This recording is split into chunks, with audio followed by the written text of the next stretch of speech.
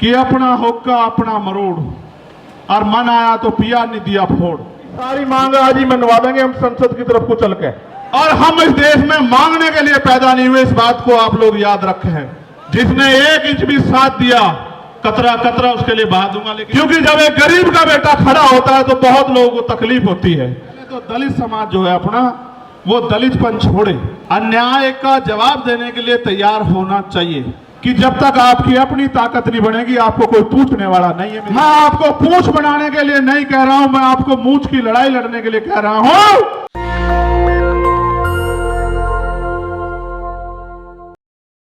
इतने लोग आ जाए लाखों की संख्या में तो आदमी पागल हो जाए, लेकिन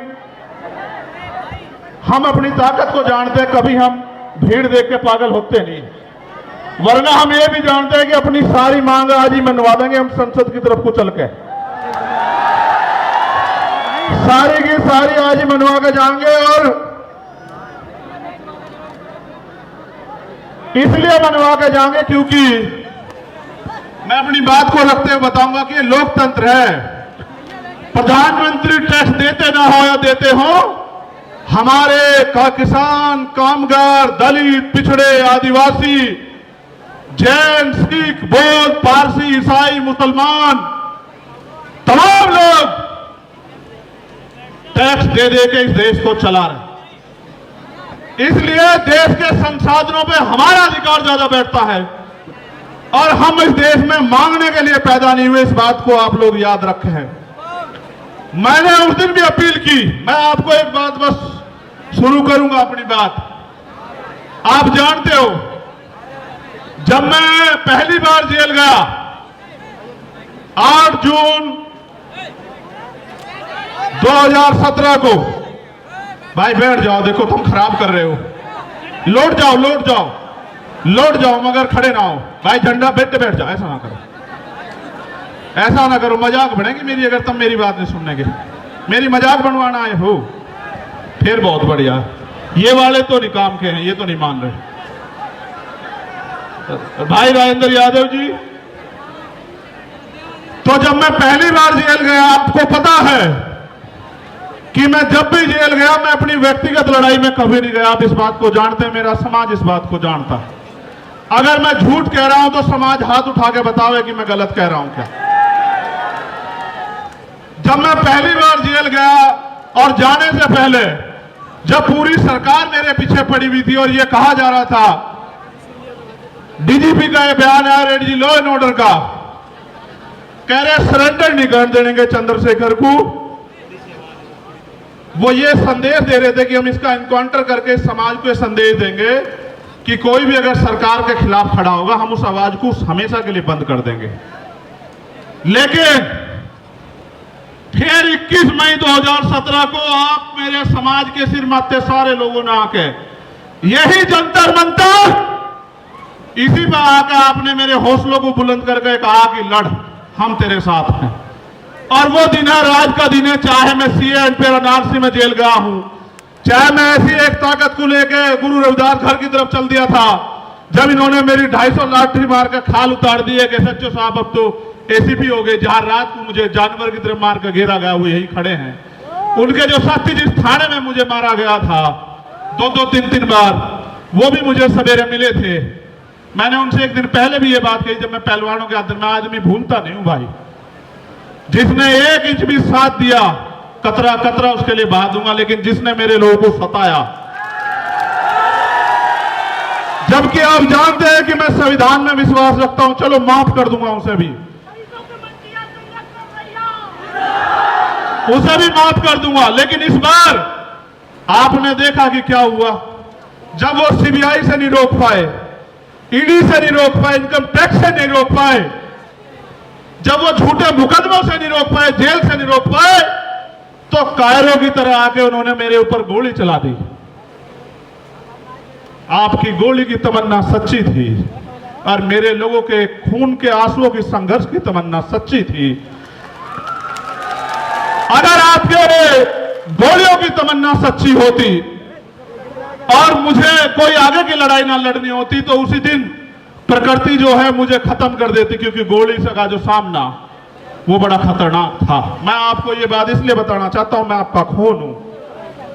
मैं कल भी था रहा था, आज भी था रहा हूं, और चाहे फर्श पर रहूं या अर्श पर रहूं या मिट जाऊं, मेरे खून का एक एक कतरा आपके स्वाभिमान सम्मान के लिए हमेशा खर्च होगा। मेरी बात को याद रखना। लोगों ने कितना गुमराह किया आपको, क्या क्या नहीं बताया, क्या क्या नहीं आरोप लगाए, फिर भी नहीं रोक पाए। क्योंकि जब एक गरीब का बेटा खड़ा होता है तो बहुत लोगों को तकलीफ होती है। लोगों को लगता है कि ये देश अमीरों का है और अमीर इस देश में राज करेंगे और गरीब जो है वो खून के आंसू रोगा। मैं आपको ये कहना चाहता हूं कि वो दिन दूर नहीं, गरीब इस देश में खून के आंसू रोने का नहीं, और गरीब इस देश में राज करेगा, ये बात लेके हम लोग सड़कों पर निकलते हैं। और हम तो हर दिन को आखिरी दिन मानते हैं। बात मेरी उसकी नहीं थी। जब मैं ज्ञापन पढ़ूंगा आपको पता लग जाएगा कि मैं अपनी लड़ाई लड़ने के लिए आया, या मैं अपनी सुरक्षा की मांग करने आया, या मैं सीबीआई जांच की मांग करने आया। मैं आपको बता दूंगा। मैंने समाज को इसलिए बुलाया अपने नाम से, क्योंकि मैं जानता हूं कि चाहे आप पे एक रोटी कम हो, चाहे आपको पानी ना मिले, चाहे गर्मी आपको कितनी परेशान कर रही हो, लेकिन आप मेरी बात के साथ खड़े रहोगे। और दिल्ली में आज आपने इतिहास लिख के दोबारा दिखा दिया मेरे लोगों। मुझे गर्व है आपके ऊपर। मुझे गर्व है कि मैं गरेट समाज में जन्मा था। मेरा समाज गरेट है और मेरा समाज सम्राट अशोक की तरह गरेट रहेगा। मुझे इस बात का गर्व। ये बात मैंने आपको इसलिए बताई कि आज के जो हालात है ना, इन हालातों में एक गरीब के बेटे को रोकना जो ईमानदार भी है और संघर्षशील भी है, और जिसके गले में पट्टा नहीं है किसी का, वो बड़ा खतरनाक है। जब मैं कहता हूं ना, मुझे आदत है, हम पश्चिम के लोग हैं, तो भाई आप इसे हम ही मानना करो, ठीक है? इसे आप हम मानना करो सारी, क्योंकि भाई मैं भी तो भीम आर्मी का आपकी तरह सिपाही हूं, एक छोटा सा। सबसे पहले मैं धन्यवाद दूंगा जो पैदल चल के आए, दोनों हाथ उठा के उनका बहुत बहुत धन्यवाद। फिर मैं धन्यवाद दूंगा उनका जो साइकिल से आए। फिर मैं धन्यवाद दूंगा उनका जो बारिश में भीगे, तमाम तरह की मुसीबतों का सामना करा, उनका हौसला नहीं डिगा, जिन्होंने औरों को भी प्रेरित किया। और फिर मैं धन्यवाद दूंगा जो बस से आए, ट्रेन से आए, कैसे कैसे आए, भूखे पेट आए, कैसे आए। मैं आज अपने परिवार के बीच में हूं, नेता नहीं हूं। यहां आपका खून हूं। मैं आपसे एक सवाल पूछना चाहता हूं बात की शुरुआत में ही। अगर मैं ये लड़ाई लड़ रहा हूं गरीबों की, कमजोरों की, पहले होता क्या था आप जानते हो। मैं आपका खून हूं कि गांव में ताकतवर आदमी, सामंती आदमी जिस बहन की बच्ची की चाहे उसकी चुन्नी खींच ले, उसके कपड़े खींच ले, उसको नोच ले, और फिर गांव में पंचायत होकर बात निमट जाती थी। किसी की बारात रोक दो, किसी के ऊपर पेशाब कर दो, किसी को थूक दो, किसी पे थूक चटवा दो, किसी की मूंछ काट लो, किसी की पानी छूने पे हत्या कर दो। तो पहले ये ताकतवर लोग था, उनका जन्मसिद्ध अधिकार है। मगर जब से भीम आर्मी के सच्चे पहरेदार मैदान में आए हैं देश के अंदर, वो कर तो देते हैं घमंड में, लेकिन उन्हें नू नहीं पता, उनकी मां भी नहीं बचा सकती उन्हें। फिर सरकार तो बहुत बड़ी बात है। फिर वो जाते हैं जेल। जब वो जेल जाते हैं तो वहां बैठ के वे सोचते हैं कि हम किसकी वजह से जेल जा रहे हैं। तो जब वो जेल जाते हैं तो फिर वो क्या करते हैं पता है? वो जेल जाके ये कहते हैं, बाहर निकलते हैं कि इस आदमी को निपटाओ, वरना तो हमारा एक छत्र जो अधिकार है वो खत्म हो जाएगा इस देश में। उन्होंने शुरुआत ये यहां नहीं की, उन्होंने शुरुआत बिहार में की। जब भाई राकेश पासवान को उन्होंने 20 गोली मारी, हम समझ नहीं पाए। 20 गोली मारने के बाद उन्हें लगा ये डर जाएंगे, लेकिन आप डरे नहीं। फिर उन्होंने विदिशा में हमारे जिला अध्यक्ष भाई चरण सिंह की हत्या करी, फिर भी नहीं हम डरे। हम आंदोलन में आए, हमारी जान चली गई, तब भी नहीं डरे। फिर उन्हें लगा कि भाई जड़ ही काटो, टहने भी मजबूत हैं, जड़ भी मजबूत है, पत्ते भी मजबूत है, भाई जड़ ही काटो। तो बाबा साहब बड़े रुकने के नहीं। तो जड़ काटने का वो क्या था कि चंद्रशेखर आजाद को निपटा दो। देखो वो तो बच्चे हैं जिन्होंने ये किया है, सच बात बता रहा हूं, बच्चे हैं, लेकिन उनके हाथ पीछे जो है ना, जिन्होंने उनके हाथ में हथियार दिए वो बच्चे नहीं है। हम सीबीआई जांच की मांग इसलिए कर रहे थे कि बहुत सारे लोगों ने मजाक उड़ाया कि अपने आप सिक्योरिटी लेने को हमला कर दिया है। जिसकी रक्षा इतना बड़ा समाज करता हो, जिसकी रक्षा जो है सम्राट वीर भोज के वंशज करते हो, जिसकी रक्षा सर छोटू राम के वंशज करते हो, जिसकी रक्षा गुरु गोविंद सिंह जी के बच्चे करते हो, जिसकी रक्षा सतगुरु रविदास जी महाराज के बच्चे करते हो, जिसकी रक्षा भगवान वाल्मीकि महाराज के बच्चे करते हो, उनको लगा कि वो उसको मिटा देंगे। ये किसान कमेरों की आवाज है। ये मिट्टी का भले ही हो, लेकिन इसके लोगों ने इसे बड़ा ताकतवर बनाया। ये एमपी एमएलए भले ही ना हो, लेकिन ये अच्छी अच्छी सरकारों का गला पकड़ने का दम रखता है। ये बात सब लोग जानते हैं। सम्मानित साथियों,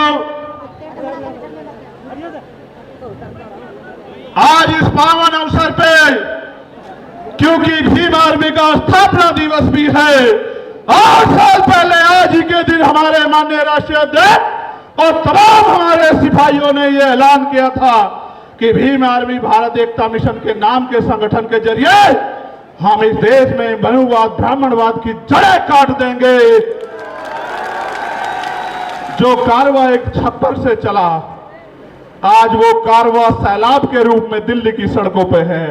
प्राइमरी स्कूल के मास्टर के इस बेटे ने कभी सोचा नहीं था कि अगर ईमानदारी से काम करने वाले को इतना प्यार मिलता है तो फिर लोग ईमानदारी से क्यों नहीं काम करते।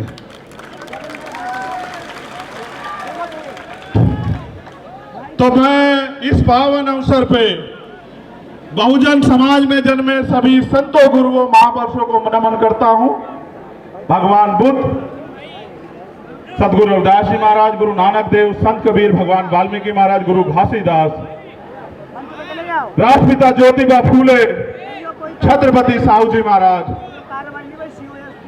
बाबा साहब अंबेडकर, नारायण गुरु संत गाडगे जी महाराज, चौधरी सर छोटू राम जी, कोतवाल धन सिंह गुर्जर जी, संत राम बी प्रजापति जी, महामना रामसु वर्मा जी, बाबू जगदेव प्रसाद कुशवाहा जी, इनको इसलिए याद करो, ऐसी सभा में उनको गोली मार के खत्म किया गया था।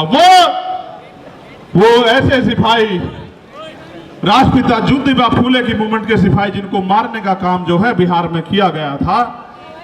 जननायक कर्पूरी ठाकुर, मान्यवर काशीराम साहब, मान्यवर दीना माना वाल्मीकि साहब को नमन करता हूं।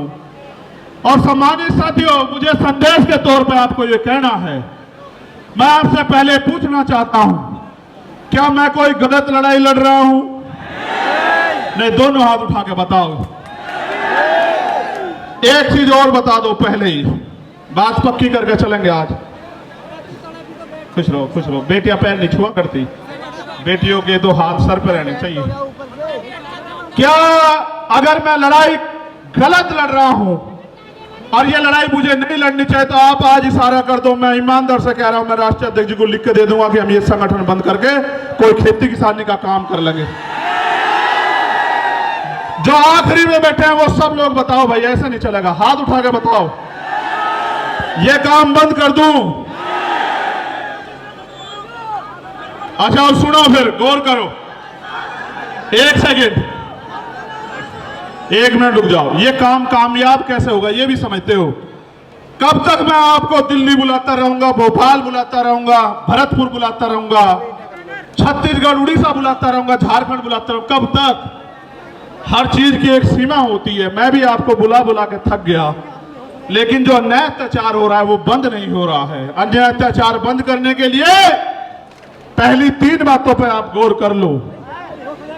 पहली ये कि हमें संविधान ने बराबर के अधिकार दिए हैं, सत्ता में हमारे लोग नहीं हैं, इस वजह से, क्योंकि जिनकी सत्ता होती है उनके साथ अन्याय अत्याचार नहीं होता है। तो मान्यवर काशीराम साहब कैडर में एक बताया करते थे कि हमारे पास 5 तरह के बल हैं। कितनी तरह के? 5 तरह के। आवाज आ रही है? गर्मी तो नहीं लग रही? बताओ, गर्मी लगे तो बंद करूं? ठीक। तो 5 तरह के बल है। पहला बल है बुद्धि बल। भाई कान से सुनो, वरना इसके चक्कर में पड़ जाओगे, सब खत्म हो जाओगे। पहला बल है बुद्धि बल, दूसरा बल है धन बल, तीसरा बल है बाहुबल, और चौथा बल है जन बल, और पांचवा बल है मनोबल। अगर जिसका मनोबल गिर जाए उसके लिए चारों बल बेकार हैं। मनोबल किसे कहते हैं कि जब आप पहले ही हार मान लो। साहब भी कहते थे, मैं उनकी बात को आगे बढ़ाते हुए आपसे कह रहा हूं कि पहले तो दलित समाज जो है अपना, वो दलितपन छोड़े, अन्याय का जवाब देने के लिए तैयार होना चाहिए। हम इस देश में इसलिए पैदा नहीं हुए कि हम बच्चियां पैदा हों हमारे घर में और उनको नोच लिया जाए, जैसे मणिपुर में नोचा जा रहा है हमारी आदिवासी बहनों को। हम लोगों ने इसलिए अपने परिवारों को आगे नहीं बढ़ाया कि कोई मूंछ रखने पे उनकी हत्या कर दे, कोई उनको जूते में पानी पिलाए, कोई उनके सर पे पेशाब कर दे। इसलिए हमारे माँ बापों ने हमें जन्म नहीं दिया। इसलिए अपने मनोबल को ऊंचा करो। ये लोकतंत्र है, जिनके पास लोग होते हैं, जिनको उनका राज होता है। लोग आपके पास हैं, लेकिन राज कैसे आएगा इसका तरीका आपको बता देता हूं। राज ऐसे आएगा, जिन्होंने पहले काम किया, हमारे लोगों को मैं सुनता हूं कहते पिछड़े वर्ग के जो लोग हैं वो तैयार नहीं है बहुजन भाईचारे के लिए। ये बात बार बार कही जाती है कि पिछड़े वर्ग के लोग तैयार नहीं। मैं आपको सच बताना चाहता हूं, सच क्या है। सच ये है, और आप भी इस बात को मेरी सुनोगे, कि पहले दलित समाज के लोगों को पढ़ा के अपने पैरों पे खड़े करके किताबें लिख के अपनी लड़ाई लड़ने के लिए सबसे पहले जो अगर शुरुआत किसी ने की, गुलाम भारत में अंग्रेजों के गुलाम जब हम थे, तो वो राष्ट्रपिता ज्योतिबा फूले ने की, जो पिछड़े समाज से आते हैं। उन्हीं को बाबा साहब अंबेडकर ने अपना गुरु माना। बाबा साहब 91 में पैदा हुए और ज्योतिबा फूले 1890 में चले गए। उन्होंने अपना सारा जीवन इस समाज को पैरों पर खड़ा होने के लिए दिल लगाया, क्योंकि बाबा साहब ने भी अपने नारे में कहा शिक्षित बनो। भाई चारों लोग डिस्टर्ब कर रहे हो, खोंची भर के बिठा लो, बिठा लो। फिर छत्रपति साहू जी महाराज को याद करो, जिन्होंने बाबा साहब को बाबा साहब बनाने में योगदान किया, उनकी प्रेस के लिए पैसा दिया। वो हमारे पिछड़े समाज के इतने बड़े नेता थे। राजा होते उन्होंने समाज से कहा कि डॉक्टर अंबेडकर आपके समाज के सच्चे नेता, इनका साथ दो। आप ये बताओ, वो भी पिछड़े समाज के थे। पेरियारी रामास्वामी नायकर, वो भी पिछड़े समाज के थे। नारायण गुरु, वो भी पिछड़े समाज के थे। सर छोटू राम, वो भी पिछड़े समाज के थे।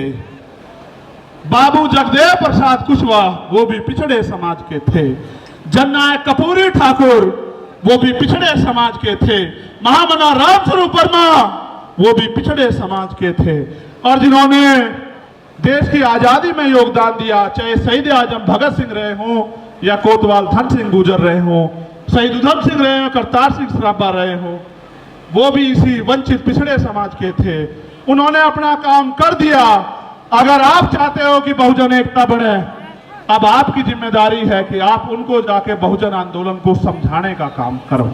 जैसे पहले उन्होंने घर घर जाके आपको समझाने का काम किया, ऐसे आप भी जो है अब घर घर जाके उनको समझाने का काम करो। पहले लल्ले यादव भी पिछड़े समाज से थे। ये बात मैंने आपको इसलिए बताई। आप ये सोचते हो कि वो गलत है, नहीं, कुछ गलतियां हुई है, उसकी वजह से दिक्कत आ रही है। वरना पिछड़ा समाज भी ब्राह्मणवाद मनुवाद का सबसे बड़ा जो है विरोधी बैठा है, और ये बात उन्होंने 19 के दशक में करके भी दिखाई है। ठीक है। दूसरा, अगर आपको और आगे बात को बढ़ाना है तो अपने पराये में फर्क समझना पड़ेगा। जब सब लोगों ने रास्ते बंद कर दिए और कहा बाबा साहब अंबेडकर, खिड़कियां तो, दरवाजे तो बहुत दूर, खिड़कियां भी बंद कर देंगे, घुसने नहीं देंगे संविधान सभा में, तब उनको खुलना ढाका से की खुलना सीट से जिताकर कॉन्स्टिट्यूशन असेंबली में भेजने वाले लोग वो मुस्लिम समाज के थे। उन्होंने भी अपना जो है पहले हक अदा किया। संसद में बाबा साहब, कॉन्स्टिट्यूशन असेंबली में बाबा साहब गए, तब जाके संविधान लिखने का मौका मिला, तब जाके आपको हक अधिकार मिले। आज वो लोग आपकी तरफ देख रहे हैं कि भाई हमने तो समय समय पे अपना काम किया, हमारे लिए कौन लड़ेगा। इसलिए मैं सीए एनपीआर एनआरसी के आंदोलन में मिल गया, और इसलिए मैं आपसे कह रहा हूं, आपको समझना पड़ेगा कि आपका अपना कौन है और आपका पराया दुश्मन कौन है। अभी मंच पे तमाम पार्टियों के नेता बैठे थे, उनको पार्लियामेंट जाना था। हमारे आरजेडी के नेता बैठे थे, मैं उनसे कहता अगर वो होते कि भाई मैं आपका बहुत सम्मान करता हूं, आपकी पार्टी का बड़ा सम्मान करता हूं, लेकिन आपके राज में हमारे लोगों की खाल उतारी जा रही है। आपके यहाँ आयोग नहीं बना हुआ भाई, आप भी कुछ करके दिखाओ। दूसरों को गाली देने से काम नहीं चलेगा। उनके यहाँ SC/ST आयोग नहीं है, महिला आयोग नहीं है। उनके यहाँ राकेश पासवान की हत्या कर दी जाती है, आरोपी गिरफ्तार नहीं होते। मुझे उनसे भी कहना था, लेकिन समय कमी तो चले गए। हमारे कांग्रेस के नेता भी बहुत सम्मानित साथी भाई आए थे, मैं उनका भी बड़ा सम्मान करता हूं। भाई तो बात बंद कर दूं, ये इसको देखना है। मैं उनसे भी पूछता कि भाई मैं आपके सीनियर नेताओं का भी वो लड़ रहे हैं, सम्मान करता हूं, लेकिन जब आपके यहाँ इंदर मेघवाल, जितेंद्र मेघवाल, जब आपके यहाँ ओम प्रकाश रायगर, जोधपुर की बिटिया, JNU के स्कूल की बच्ची, जब उनके साथ अन्याय होता है तो भाई आप भी कुछ करके दिखाओ। सिर्फ गाली देने से काम नहीं चलने का कि दूसरी सरकार खराब है। आपके राज में भी बहुत कुछ भला नहीं हो रहा है। इसलिए मेरा स्पष्ट संदेश है कि जब तक आपकी अपनी ताकत नहीं बनेगी, आपको कोई पूछने वाला नहीं है। मेरी बात को याद रखना, किसी के पीछे खड़े होने के लिए नहीं कह रहा हूं आपको, मैं आपको पूंछ बनाने के लिए नहीं कह रहा हूं, मैं आपको मूंछ की लड़ाई लड़ने के लिए कह रहा हूं कि अपना होक्का अपना मरोड़, और मन आया तो पिया नहीं दिया फोड़। ठीक है, अपनी ताकत बनाओ। जब आपका विधायक जीतेगा, जब आपका MP जीतेगा, आपका व्यक्ति सदन में होगा, फिर अगर अन्याय अत्याचार होगा तो फिर हम हिसाब करेंगे। हमारा एक अम्बेडकरवादी सदन को चलने नहीं देगा, चाहे सदन ये वाला हो या विधानसभाओं के सदन है। तो सारी बात मैंने आपको बता दी। मैंने आपको इसलिए बुलाया कि मेरा जो गिरता हौसला है, जो गिर नहीं सकता आप जानते हो, लेकिन मैं आपसे पूछ लूं, क्योंकि कहते हैं पुनर्जन्म होता है, मैं तो मानता नहीं, लेकिन सच ये है कि जब वो गोली चली थी, मैं ईमानदारी से कह रहा हूं, मैंने अधिकारी को फोन करके कहा कि गोली तो लगी है, लेकिन लगी कहां ये पता नहीं भाई। और पिछला जन्म भी जीवन भी आपके लिए था एक एक कतरा, और ये जीवन भी आपके लिए, ये ऐलान करने के लिए आपको बुलाया। दूसरा, CBI जांच क्यों जरूरी है, ये भी सुन लो। जो लोग ये कह रहे थे सुरक्षा के लिए गोली चलवाई या करा, तमाशा बना रहे थे, उनको आदत है मुझे नीचा दिखाने की, आदत है उनको, क्योंकि उन पे ये गरीब का बेटा पच नहीं रहा भाई, ये कमेरी माँ का बेटा पच नहीं रहा उन पे। तो मैं भी उनको बता देना चाहता हूं कि हो सकता है आपके मालिकों के हाथ भी इसमें शामिल ना हो। इसलिए मैं इसकी CBI जांच चाहता हूं कि मेरे जान से ज्यादा, मेरी जान से, मेरे लोगों से ज्यादा दूसरों को क्यों प्यार हो गया है, वो क्यों मेरी जान लेना चाहते हो। तो प्रकृति के आशीर्वाद से, आप भाइयों के सहयोग से, प्रार्थनाओं दुआओं से मैं आपके बीच में हूं। वरना ऐसा भी हो सकता है कि आज यहां आप इकट्ठा तो होते, मेरी तस्वीर लगी होती और आप रो रहे होते कि भाई हमारा भाई चला गया।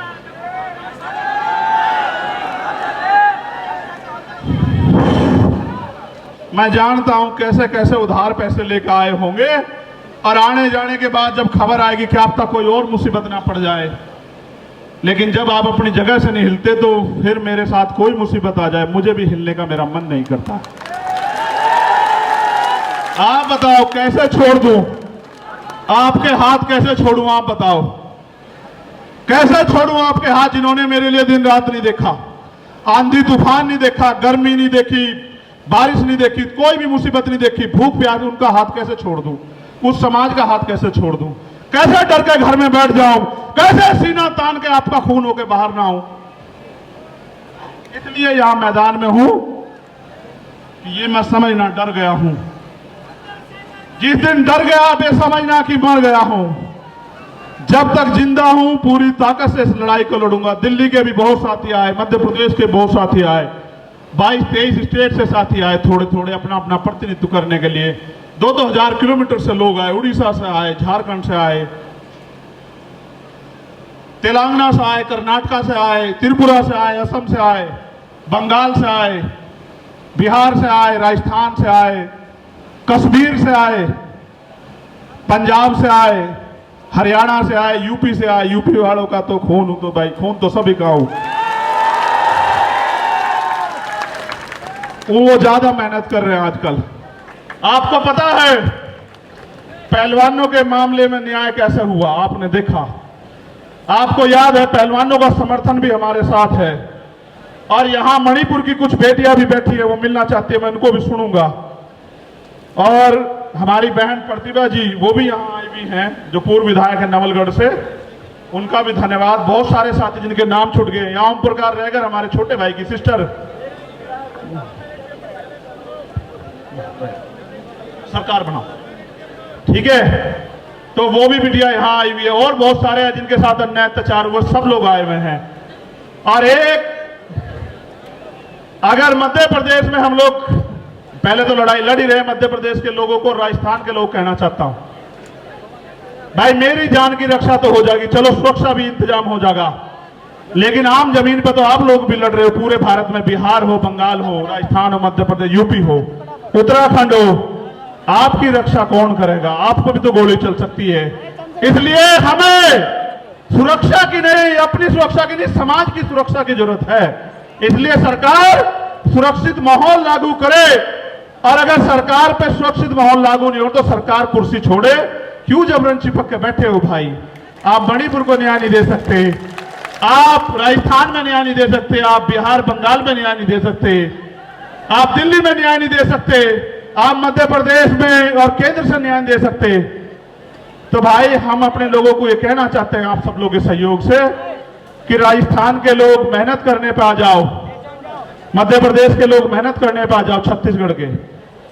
तो इसी बार जो है आपका सत्ता की चाबी आपके हाथ में मध्य प्रदेश राजस्थान में आ जाएगी, छत्तीसगढ़ में।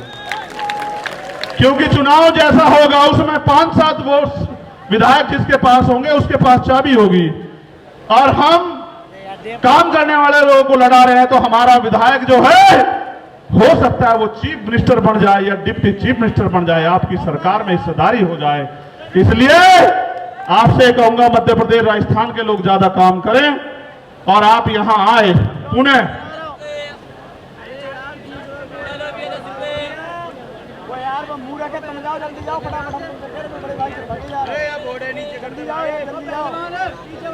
देखो भाई, हाँ ईवीएम के खिलाफ भी ये कह रहे हैं, मैंने गाने में वो संदेश दे दिया था कि ईवीएम का इलाज भी हम ही लोग करेंगे, हम ईवीएम के भी खिलाफ हैं। अब मेरी आखिरी बात सुनो जो बहुत जरूरी है। हम सरकार को 15 दिन का समय देंगे। अगर सरकार ने 15 दिन में हमारी बात नहीं मानी, फिर हम पीसी करके अपनी आगे की योजना के बारे में बताएंगे। और मेरा तो यह मानना है कि पूरे देश में हम जन जागरण करके 22% शेड्यूल कास्ट और 52% पिछड़े वर्ग के लोगों को और अल्पसंख्यक लोगों को जो है इकट्ठा करने का काम करेंगे और उनको दो दुश्मन की पहचान करवाएंगे। और हमारा प्रयास ये रहेगा कि बहुजन समाज राज करे, उनके साथ अन्याय होना बंद हो। अब अगर आपके यहां वो यात्रा आएगी तो आप लोग मेहनत करोगे नहीं करोगे बताओ? अगर दोबारा बुलाऊंगा आओगे नहीं आओगे? कभी सोचो पिछली बार हम चले गए, इस बार और चले जाएंगे। बहुत बहुत धन्यवाद। एक आखिरी मेरा ये अल्टीमेटम है देश के प्रधानमंत्री को, मेरी बात को गौर से सुन लेना। मीडिया के जरिए प्रधानमंत्री तक चला जाए, इंटेलिजेंस के जरिए। अगर मणिपुर का अन्याय नहीं रुका और मणिपुर के मुख्यमंत्री को नहीं हटाया गया और वहां कानून का राज स्थापित नहीं किया गया, तो बहुत जल्द मैं जंतर मंतर पे अनिश्चितकालीन मणिपुर के लिए बैठूंगा। क्योंकि मैं सब कुछ बर्दाश्त कर सकता हूं, लेकिन बाबा साहब अम्बेडकर ने कहा कि किसी भी देश की तरक्की का पैमाना और देश की महिलाएं हैं और हम प्रथम रंते भारतीय हैं। अगर मणिपुर की बेटियों के साथ अन्याय होगा तो हम मुंह छिपा के घर में नहीं बैठेंगे। इसी जंतर मंतर पे मैं चाहता आपको रामलीला मैदान भी बुला लेता, पता है किसको दिया? इसलिए बुलाया कि जंतर मंतर का इतिहास है, आपने 21 मई को मुझे ताकत दी। और ये वो धरती है जहां पहलवान बेटियों पे लाठियां चलाई गई। उस दिन मैं नहीं था, एक जख्म का हिसाब करने के लिए मैंने आप लोगों को यहां बुलाया। बहुत बहुत धन्यवाद। जय भीम, जय भारत, जय मंडल, जय जोहर, जय संविधान। नेशनल दस्तक की आपसे गुजारिश है कि अगर इसको बचाना चाहते हैं तो नेशनल दस्तक को सब्सक्राइब करने के लिए रेड कलर के सब्सक्राइब बटन को दबाएं, फिर बेल आइकन की घंटी दबाएं। नेशनल दस्तक को बचाने के लिए बहुत जरूरी है कि हर खबर को शेयर करें, लाइक करें, कमेंट जरूर करें।